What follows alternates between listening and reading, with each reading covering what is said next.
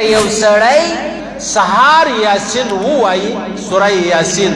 الله پاک به ټول ورځ د حاجتونه کم دي د دې قرآن د دې یاسین په برکت به الله پاک ستا حوائج ستا حاجتونه ستا تکلیفونه ستا مصیبتونه ستا غمونه الله پاک به د دې یاسین په خاطر او په برکت باندې ستا هغه مشکلات چې دي هغه به در حل کړي ستا هغه غمونه چې دي هغه به در څخه لرې کړي ستا چې کوم حاجتونه دي هغه به الله پاک د دې یاسین په برکت باندې در پوره کړي. ګورئ دا خبره یو سړی به وایي چې یاره ما سوره یاسین ووایي بیا زه په سفر روان سوم ما اکسیډنټ وکړي ما سوره یاسین ووایي زه چې دکان له رالم غله راله رالو یعنی معنا دا د عزیزانو چې ما و تا به دا سوره یاسین ازموونه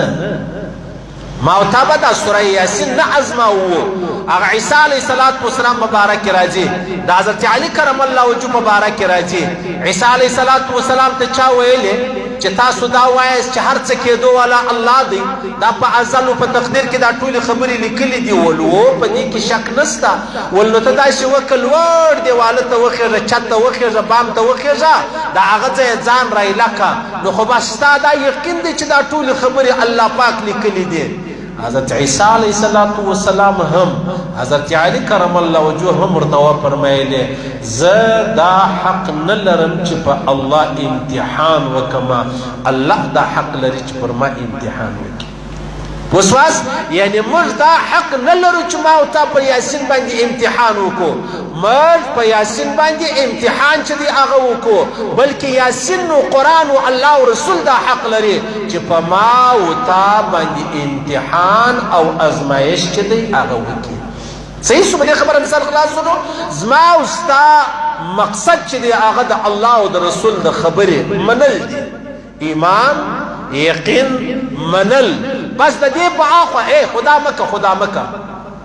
که پر دغه لمانځه باندې ما او تا ته تکلیف رسېدی هم موږ لمونځ کوو